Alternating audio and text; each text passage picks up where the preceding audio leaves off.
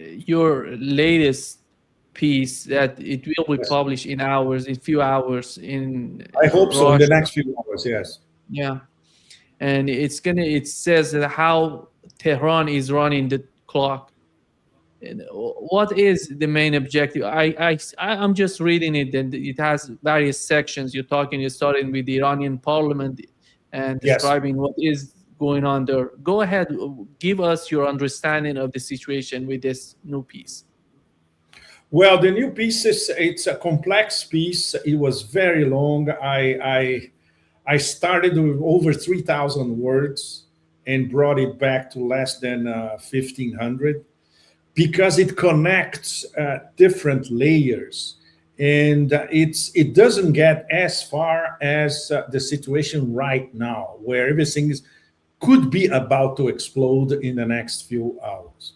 But it lays out on one side how consistent the Iranian position has been for months, in fact, and especially after the MOU was signed by both sides, by Trump in Versailles and by the Iranians. Essentially, the 14-point MOU, which basically was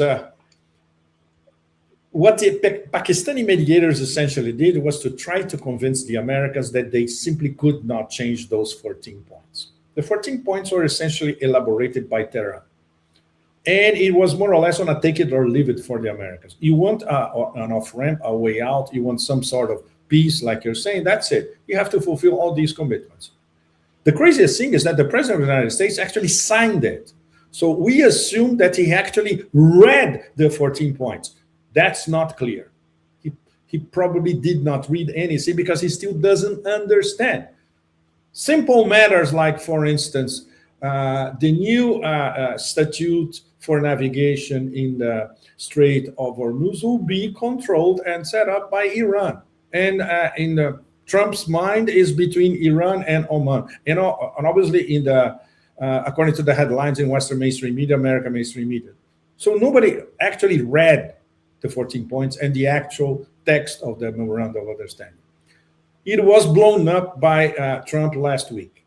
And now it's even worse because now it's not even about renegotiating the MOU, which Iran from the beginning already said we're not renegotiating anything. It was signed by both sides. You have to fulfill your side of the commitments and we fulfill ours. Once again, for the Americans, this is untenable. They don't understand the concept of mutual diplomacy and mutual commitments. If you commit and sign on one side, the other side has to do exactly the same thing. So now, not only Trump literally blew up the whole thing, but he's threatening once again to bomb Iran all over again. And with a series of potential high crimes, high crimes and war crimes, along which bombing of civilian infrastructure and, of course, bombing civilians. All over again, not only those targets along the Persian Gulf, and that includes everything, which is the stuff that was on his table, still is today, like the invasion of Karg Island. Even assuming that they would be able to invade Karg Island, Nima knows this very, very well. To maintain US troops on Karg Island in Iranian territory is virtually impossible. They will be decimated. And everybody knows that. But the level of desperation on Trump's side, and this is also in the, I discuss certain detail in the column, that he never wanted to negotiate with Iran. He wanted a capitulation, he wanted surrender, and he wanted to sell this surrender and capitulation internally and profit from it. Instead, he got an MOU. He got a diplomatic instrument that he had to sign to give the impression that he was negotiating when he never wanted to negotiate anything. So that explains to a great deal his total desperation as we speak. Of course, all these rumors and in some cases factual appraisals of his mental abilities at the moment keep circulating. Some some of them coming from people who actually worked with him. Yes, he's becoming senile by the minute, more and more.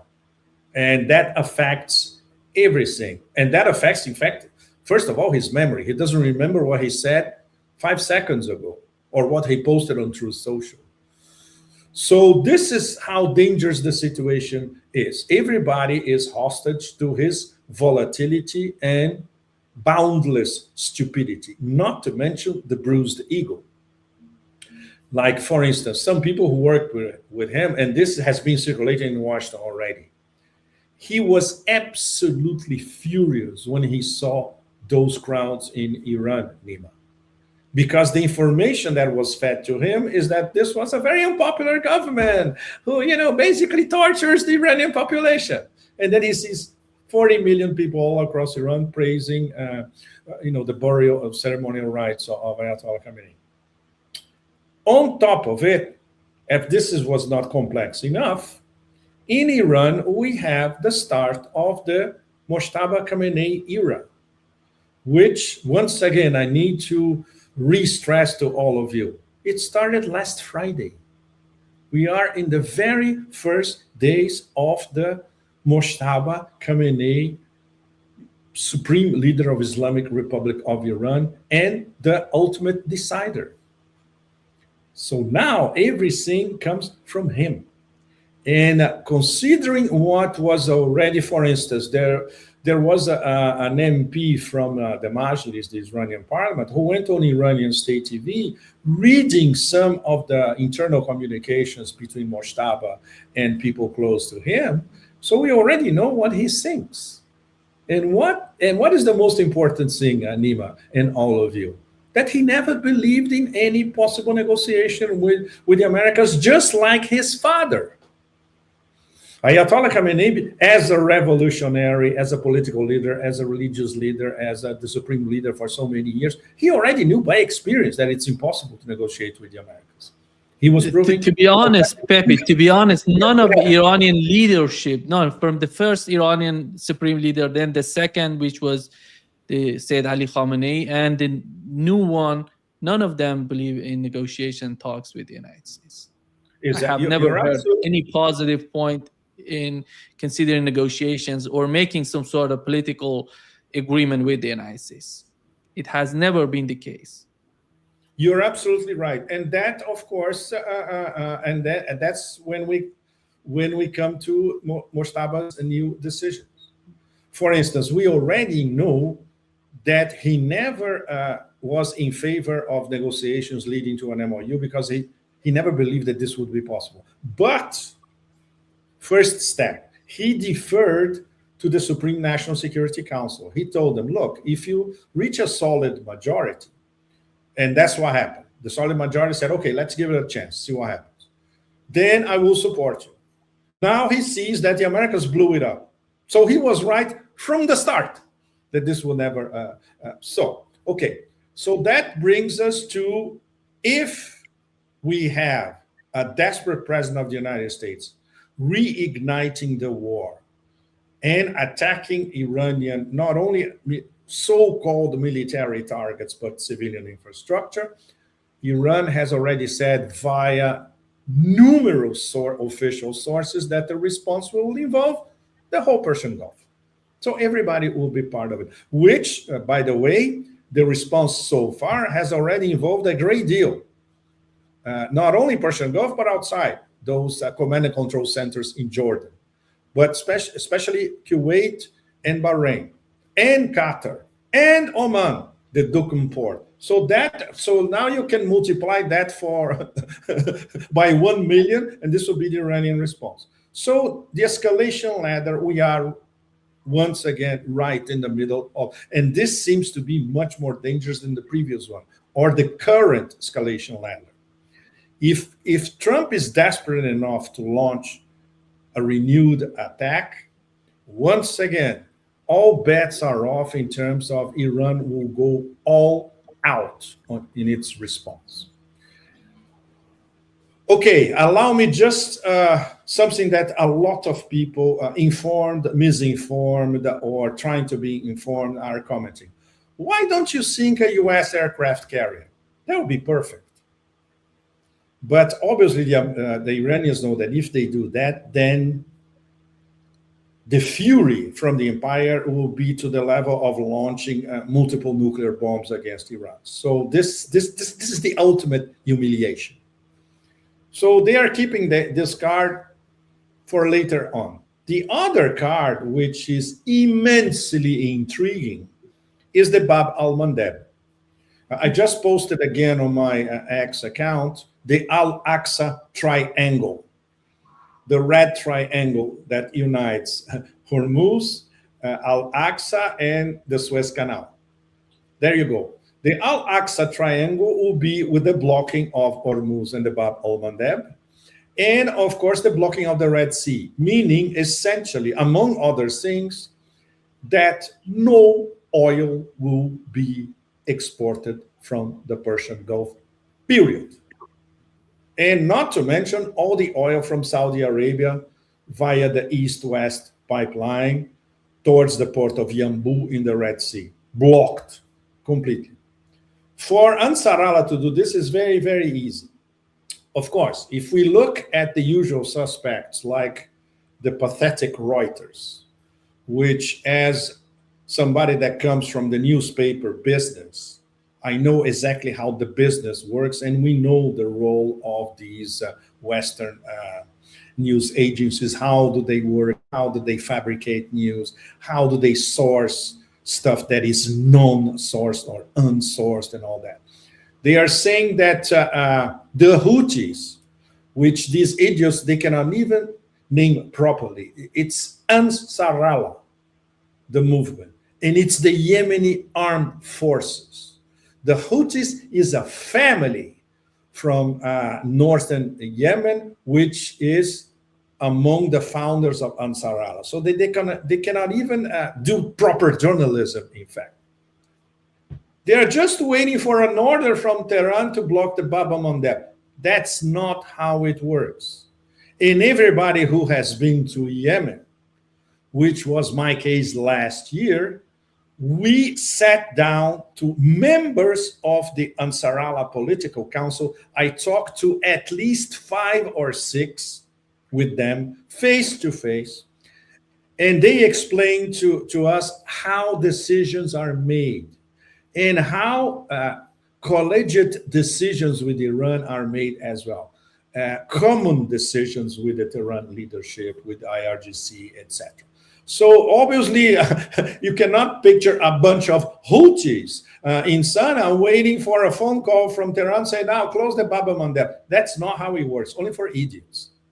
So this is a very, very serious business.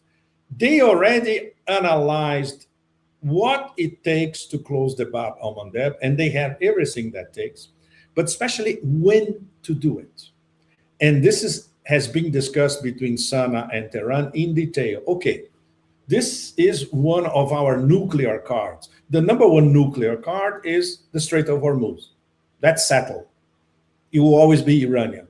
The number 2 nuclear card is the Bab al-Mandeb, which Ansar Allah and the Yemeni armed forces and Navy can block anytime they want. So when to use this card? This might enter the chat depending on the extent of the American attack.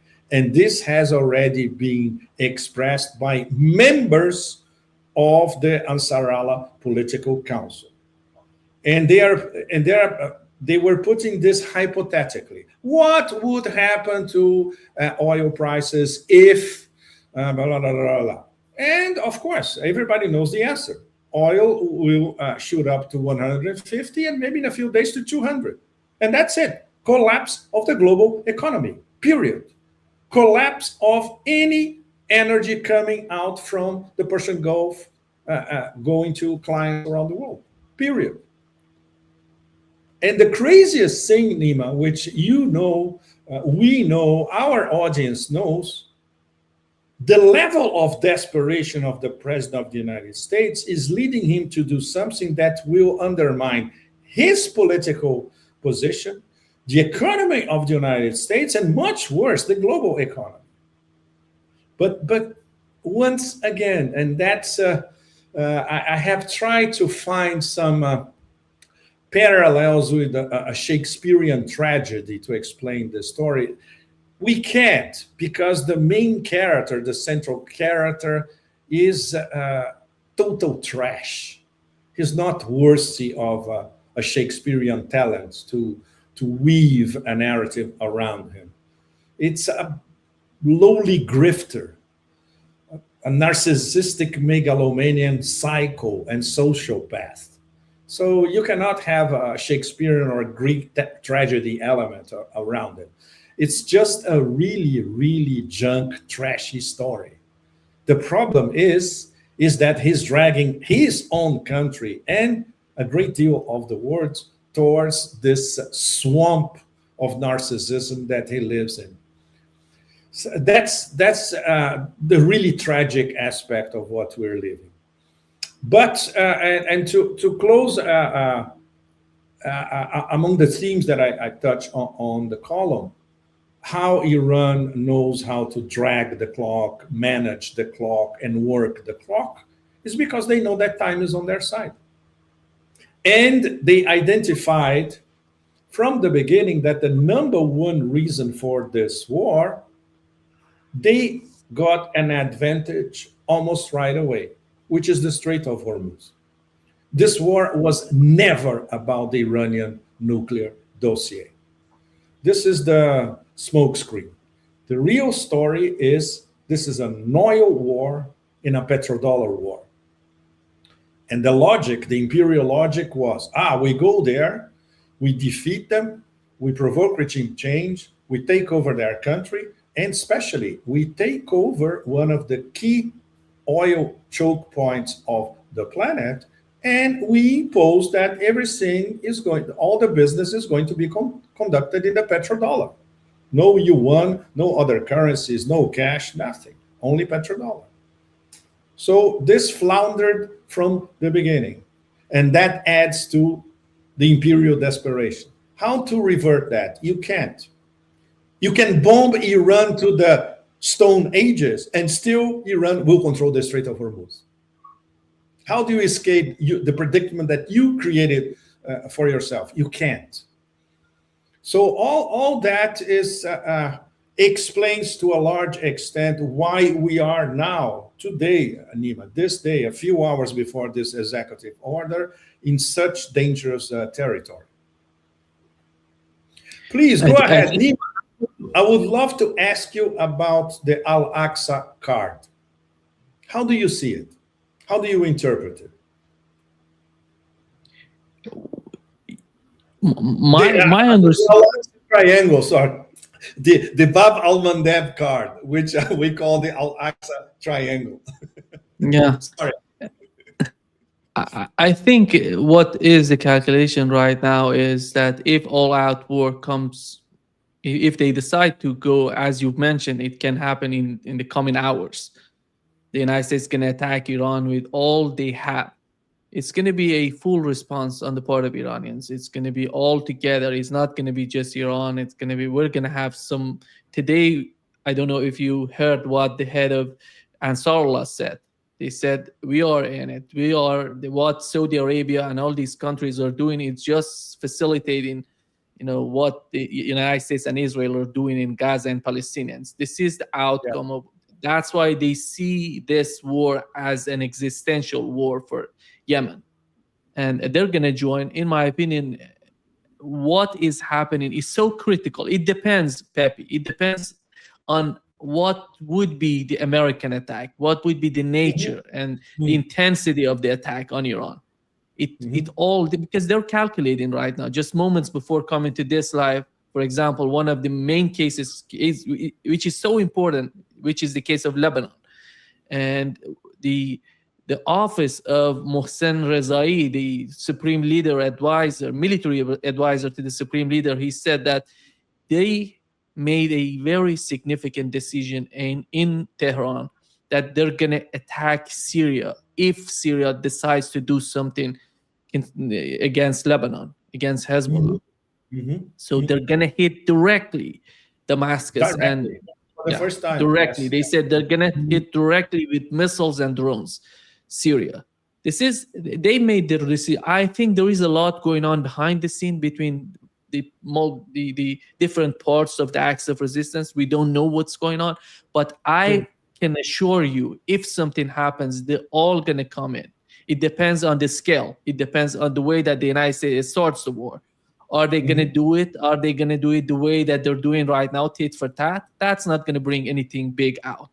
It depends on the scale, because they're just sitting back watching the United States. What is that? And they're gonna, because they know that they have the, the escalation dominance. If they're gonna escalate, they're gonna go above it. If they're gonna attack, oil facilities or maybe power plants, as you mentioned, Donald Trump said it's gonna be next week. I don't know if he's gonna do it tonight or tomorrow. Nobody knows, because there is no rational timeline or thinking in Washington. But after all, they're prepared for all of that. They have a pre-planned sort of schedule. They know what would be the reaction to any escalation, to any level of escalation on the part of the United States. It's not just about, because one of the main reasons that Benjamin Netanyahu 2 days ago said, and if Iran attacks us, there would be no peace in the West Asia. And I asked myself, why is he talking about Iranian attack right now? Because they're feeling something going to happen to them. Because Iran is not going to focus on just the United States and GCC countries. If something happens, the war goes to Israel as well. They're not going to be immune from the ongoing conflict. This is my understanding of what's going on. And the other point, which is so important, you've mentioned in your column as well, is the case of Majlis, or the Iranian parliament. When the situation, they're giving a lot of support to the government, to the negotiators. When it comes to Iranian nuclear program, they said no, back down. There are two resolutions in Majlis or in the Iranian parliament which are so important. One of them is Iranian nuclear program. They're not going to back down on Iranian nuclear program. And the second point, which is so important, is the case of MOU. If the MOU doesn't exist anymore, they obliterated, the United States obliterated MOU. If they try to do something, they're going to back down. J.D. Vance yesterday said they're trying to do some sort of political dance with these attacks to soften Iranian position. Nothing of that sort is happening. I don't know who's giving this sort of delusional thinking. The Zionist lobby, Nima. It's the Zionist lobby. It's that absolutely horrible octopus in the Beltway, in Washington, the connection Washington, New York, to Atlanticist circles, the Zionist international, essentially, ramifications in the international financial system, that's it. And they feed horrible, lousy, less than zero information to the president, which is easy. It's easy to control him because he doesn't read anything. He is a functional illiterate for all practical purposes, because he doesn't read anything. He doesn't even read a cartoon if he knew how to read a cartoon. So it's very easy. If you have all sorts of Fox News sound bites ready for him, that's the only thing that captures his, I would say, instant attention, lasting 5 seconds or so. That's it. So it's very easy to manipulate him. He is a brontosaurus in terms of trying to learn anything. And of course, on top of it, because of the megalomaniac, narcissistic, that he needs to learn anything from anybody. And he resents being presented with information that he doesn't know, because then it's obvious that he doesn't know. So that's a typical trait of megalomaniacs. They are. I am sitting in the top of the world. I know everything. How can you possibly discuss diplomacy with somebody like that? It's absolutely impossible. And now with his bruised ego, augmented by the fact of those multitudes in the streets of Iran. And of course, the backlash all around him. And obviously, if he pays attention to anything apart from a Fox News anchors, he sees that how he's being ritually humiliated all across the world. That's the problem. So this is these decisions are coming from a very fragile personality, borderline, or not even borderline, beyond the line, sociopathic and psychopathic, with a bruised ego, revengeful, very, very angry, and on top of it, sliding towards dementia. This is the perfect cocktail for a highway to hell. Absolutely perfect. Perfect in terms of, I'm not trying to impose any aesthetics here. Perfect in terms of you could not think of a more volatile cocktail than that. And if all of that was not enough, running the clock. He knows that he doesn't control the clock. Not only he doesn't have cards, but he doesn't control the clock. And everything in the clock is against him, especially the depletion of the strategic petroleum reserves. We are only 1 month away from it. According to all the best reports, including one that was sent to me by people in New York, in fact, they were basically telling me directly, look, you have to read this thing because this, we calculated everything, we have models, or it's going to be mid-August. We are in mid-July. That's it. In mid-August, end of the discussion. And obviously what happens immediately in domestic terms. I'm not even talking about the disaster for the global economy. Everybody knows that already. But the prices at the pump inside the United States, starting on mid-August, they're going to skyrocket. So this means implosion of the midterm elections. This means that he's going to be a total lame duck for the rest of his presidency. This is the only thing that he pays attention to, Nima. Nothing else. The midterms. And how to salvage the midterms, which for the moment is an absolute disaster. And not even that, which, okay, let's maybe take this off ramp. And maybe we'll destroy it after the midterms. No, he's destroying it now. So, wow. It boggles the mind, the level of everything. Volatility, inconstancy, dementia, you name it. And of course, he has to satisfy the donors, right?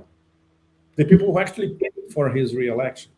The lobby, the donors, not fall into that compromise that they have, cannot fall into the wrong hands or become public.